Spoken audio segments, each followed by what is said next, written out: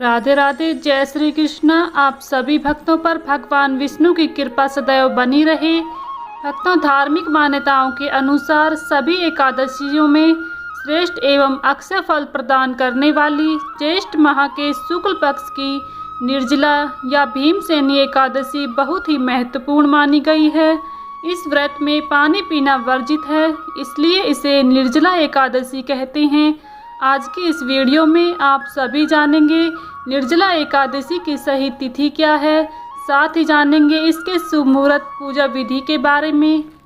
निर्जला एकादशी का व्रत कैसे करना चाहिए, गर्भवती या फिर वृद्ध व्यक्तियों को निर्जला एकादशी का व्रत करना चाहिए या नहीं करना चाहिए, निर्जला एकादशी व्रत में पानी कब पीना चाहिए, साथ ही आपको निर्जला एकादशी व्रत के 11 नियमों के बारे में बताएंगे। इन 11 नियमों का पालन करके अगर आप निर्जला एकादशी का व्रत करते हैं तो आपको भगवान विष्णु की असीम कृपा प्राप्त होती है, साथ ही आपका व्रत भी खंडित नहीं होता है। अगर आप इन 11 नियमों के अनुसार निर्जला एकादशी का व्रत करते हैं, आप सभी वीडियो को पूरा ज़रूर देखिएगा। आज की वीडियो बेहद ही खास है क्योंकि बहुत ही जल्द निर्जला एकादशी आने वाली है और सभी भक्तों को इसके बारे में संपूर्ण जानकारी होना बेहद ही ज़रूरी है। निर्जला एकादशी व्रत के नियम क्या होते हैं, आज की इस वीडियो में आप सभी जानेंगे, इसलिए वीडियो को एंड तक ज़रूर देखिएगा। वीडियो पसंद आए तो लाइक करें। चैनल पर पहली बार आए हैं तो प्लीज़ हमारे चैनल को ज़रूर सब्सक्राइब कर लें, साथ ही बेल आइकन को प्रेस कर लें, जिससे आप सभी को व्रत त्योहारों से जुड़ी संपूर्ण जानकारी देखने को मिलेंगी। एकादशी तिथि भगवान विष्णु को अति प्रिय होती है। इस तिथि को भगवान विष्णु के अनुयायी के लिए धार्मिक और आध्यात्मिक उपलब्धि का माध्यम माना जाता है। धार्मिक मान्यताओं के अनुसार सभी एकादशियों में श्रेष्ठ एवं अक्षय फल प्रदान करने वाली ज्येष्ठ माह के शुक्ल पक्ष की निर्जला एकादशी बहुत ही महत्वपूर्ण मानी जाती है। निर्जला एकादशी ज्येष्ठ माह के शुक्ल पक्ष की एकादशी तिथि 17 जून सुबह 4:43 पर शुरू हो रही है और इसका समापन 18 जून सुबह 6:24 पर होगा। उदय तिथि के अनुसार 18 जून 2024 को निर्जला एकादशी व्रत रखा जाएगा। आज हम आपको इस वीडियो में बताने वाले हैं निर्जला एकादशी व्रत अगर आप भी करना चाहते हैं तो किन नियमों का पालन करना आपके लिए बेहद ज़रूरी है। निर्जला एकादशी, जिसे साल की सबसे बड़ी एकादशी में से एक माना जाता है, यह सबसे बड़ी एकादशी कहलाती है और इसके नियम बहुत ही कठिन होते हैं। जो व्रती नियमों का पालन करने व्रत को पूर्ण कर लेता है उसके ऊपर भगवान श्री हरि विष्णु की असीम कृपा बरसती है। क्या है निर्जला एकादशी के वो नियम, आप सभी आज की इस वीडियो में जानेंगे। निर्जला एकादशी व्रत है, उसका सबसे पहला नियम तो हम सब जानते हैं। जो व्रती निर्जला एकादशी का व्रत कर रहे हैं उन्हें निर्जल रहकर, निराहार रहकर इस व्रत को पूर्ण करना है। जैसे कि एकादशी तिथि में सूर्योदय के बाद आपने व्रत का संकल्प लिया और अगले दिन सूर्योदय के बाद ही इस व्रत को खोलना है, मतलब कि निर्जला एकादशी व्रत का पारण करना है। इस नियम का पालन करना एकादशी व्रत में सभी जानते हैं, इसमें अन्न का सेवन नहीं किया जाता है, लेकिन अन्य एकादशियों में फलाहार किया जाता है और जल का सेवन भी किया जाता है। लेकिन अपने नाम के स्वरूप जैसा कि निर्जला एकादशी, इसमें जल का सेवन बिल्कुल भी नहीं किया जाता है और ना ही फल का सेवन करना चाहिए। कई बार सभी के ये प्रश्न होते हैं कि क्या जल पी सकते हैं, शरबत पी सकते हैं या फिर चाय या कॉफ़ी का सेवन इस व्रत में हम कर सकते हैं, तो बिल्कुल भी नहीं। निर्जला एकादशी मतलब निर्जल निराहार रहकर ही व्रत को पूर्ण करना होता है। जो व्रती निर्जला एकादशी व्रत करना चाहते हैं वो इस व्रत को किसी भी चीज़ का सेवन ना करें, लेकिन जिनकी इतनी सामर्थ्य नहीं है कि वो निर्जल निराहार रहकर व्रत कर सकें, वो इस व्रत में शरबत का सेवन फलाहार रहकर भी व्रत कर सकते हैं। यानी कि जो बीमार है, व्रत करने में सक्षम नहीं है, उन लोगों के लिए बताया गया है। और वैसे भी सच्ची श्रद्धा से व्रत करने व भगवान विष्णु का पूजन करने मात्र से भगवान विष्णु प्रसन्न हो जाते हैं। तीसरा जो नियम है निर्जला एकादशी का वो यह है कि आपने निर्जला एकादशी व्रत में सुबह आपने जो संकल्प लिया है उससे पहले, क्योंकि कई बार लोगों के ये प्रश्न होते हैं, क्या हम सुबह में इस व्रत में ब्रश कर सकते हैं, जल ग्रहण कर सकते हैं या फिर चाय वगैरह इस व्रत में ले सकते हैं, क्योंकि कई बार लोगों की ये आदत होती है। तो अगर आप सूर्योदय के बाद व्रत का संकल्प लेना चाहते हैं तो आप सूर्योदय से पहले उठें और ब्रश कर सकते हैं और चाहे तो जल भी ग्रहण कर सकते हैं, चाय वगैरह भी इसमें सेवन कर सकते हैं, लेकिन सूर्योदय के बाद कुछ भी ग्रहण नहीं करना चाहिए।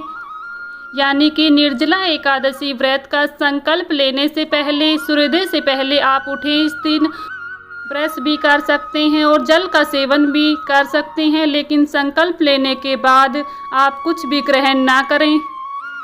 चौथा नियम यह है, निर्जला एकादशी व्रत बहुत ही कठिन होता है, लेकिन जो पूजा नियमों की बात करें तो उसमें भी नियमों के अनुसार पूजा विधि विधान से की जाती है। निर्जला एकादशी व्रत के दिन बहुत सी चीज़ों का दान भी किया जाता है, लेकिन इस दिन जो सबसे महत्वपूर्ण है, एक चीज़ का दान अवश्य ही करना चाहिए। जल कलश यानी कि जल से भरा हुआ घड़ा का दान आप सभी को इस दिन ज़रूर करना चाहिए। देखिए, निर्जल एकादशी का जो व्रत है वह ज्येष्ठ मास में होता है। इस समय अधिक गर्मी होती है। जल की महत्ता को बताने के लिए जल का दान करना सर्वश्रेष्ठ बताया गया है। इस दिन जल का त्याग करके जल का दान करना विशेष फलों की प्राप्ति करवाता है।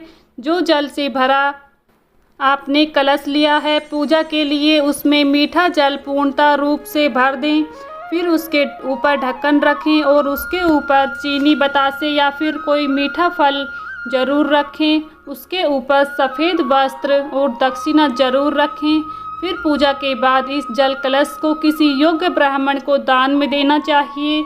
अगर आपके पास दान करने के लिए कुछ भी नहीं है तो कम से कम इस दिन एक जल से भरा पात्र आप ज़रूर दान करें। पांचवा नियम यह है, निर्जला एकादशी पर ठंडी चीज़ों का दान करना विशेष माना जाता है, तो आपको जल का दान करना चाहिए और फल का दान करना चाहिए। आपको इस व्रत में वस्त्र यानी कि सूते वस्त्र का दान करना चाहिए। इसके बाद छाते का दान, जूते चप्पलों का दान करना चाहिए। पंखे का दान इस व्रत में विशेष फलों की प्राप्ति देता है। जो कि गर्मी से राहत देने वाली वस्तुएं होती हैं, उन्हें इस व्रत में दान किया जाता है, जिससे आपको पुण्य फलों की प्राप्ति होगी। इस दिन राहगीरों को जल पिलाना बहुत ही शुभ माना जाता है, यानी कि जल सेवा आपको इस दिन जरूर करनी चाहिए। निर्जला एकादशी पर पशु पक्षियों को जल पिलाने का बहुत ही शुभ फल प्राप्त होता है। इस नियम का भी पालन जरूर से करें इस दिन।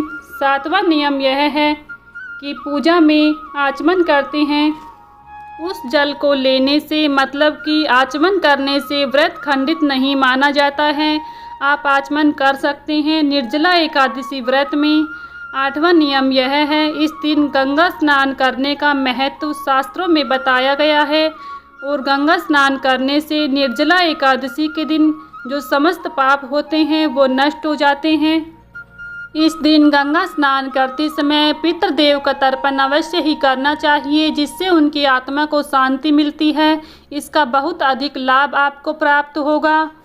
और नौवां नियम निर्जला एकादशी का यह है, इस दिन भगवान विष्णु के साथ माता लक्ष्मी की पूजा होती है, लेकिन इस व्रत में तुलसी माता की पूजा करने का भी विशेष फल प्राप्त होता है।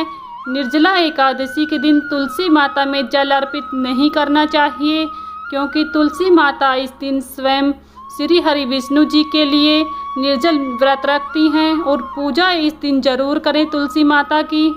तुलसी माता के पास घी का दीपक जरूर जलाएं। इस दिन तुलसी माता की 11 परिक्रमा भी अवश्य ही करें। आपकी जो भी धन संबंधी समस्याएं हैं वो यह कार्य करने से समाप्त हो जाएंगी। निर्जला एकादशी का 10वां नियम यह है, एकादशी व्रत में इस दिन पीपल के वृक्ष की पूजा करना भी बहुत ही आवश्यक है। इस दिन मीठे जल से पीपल के वृक्ष को सींचना चाहिए। ऐसा करने से श्री हरि विष्णु और माता लक्ष्मी प्रसन्न होते हैं। तो इस दिन आप सभी पीपल के वृक्ष की पूजा भी जरूर करें। शाम के समय घी का दीपक जरूर जलाएं। ये नियम आप इस दिन जरूर करें। देखिए, ये जो नियम है वो उन सभी के लिए हैं जो निर्जल निराहार रहकर निर्जला एकादशी का व्रत करना चाहते हैं। कई बार जो लोग बीमार हैं, गर्भवती महिला हैं, तो उनके लिए अगर ज़रूरत पड़े तो आप सूर्यास्त के बाद जल ग्रहण कर सकते हैं। इसमें कोई दोष नहीं लगता है। निर्जला एकादशी का 11वां नियम यह है कि इस व्रत में जो कि 10वीं तिथि से ही शुरू हो जाता है, 10वीं तिथि से ही शुद्ध सात्विक भोजन ग्रहण करना चाहिए। और निर्जला एकादशी व्रत का पारण भी शुद्ध सात्विक भोजन से ही करना चाहिए। इस नियम का पालन भी आप जरूर से करें। निर्जला एकादशी व्रत में ब्रह्मचर्य का पालन करना चाहिए और एकादशी व्रत में दिन में बिल्कुल भी सोना नहीं चाहिए। निर्जला एकादशी व्रत के इन नियमों का पालन अगर आप करते हैं तो निर्जला एकादशी का व्रत करने से आपको भगवान विष्णु की कृपा प्राप्त होगी। साथ ही आपका व्रत भी खंडित नहीं होगा अगर आप इन नियमों के अनुसार निर्जला एकादशी का व्रत करते हैं। और इस व्रत में किसी के प्रति द्वेष की भावना नहीं रखनी चाहिए, ना ही इस दिन बुराई व किसी की चुगली करनी चाहिए। पूरे दिन श्री हरि विष्णु के नाम मंत्रों का जाप करना बेहद ही शुभ फलदायी माना जाता है। तो भक्तों, ये थे निर्जला एकादशी के संपूर्ण नियम जानकारी। अगर आप सभी को पसंद आई है तो प्लीज़ वीडियो को लाइक करें। चैनल पर पहली बार आए हैं तो प्लीज़ हमारे चैनल को ज़रूर सब्सक्राइब कर लें। साथ ही बेल आइकन को प्रेस कर लें, जिससे आप सभी को व्रत त्योहारों से जुड़ी संपूर्ण जानकारी देखने को मिलेंगी। मिलती हूँ नेक्स्ट वीडियो में। तब तक के लिए सभी को राधे राधे, जय श्री कृष्णा। भगवान विष्णु की कृपा आप सभी भक्तों पर सदा सर्वदा बनी रहे।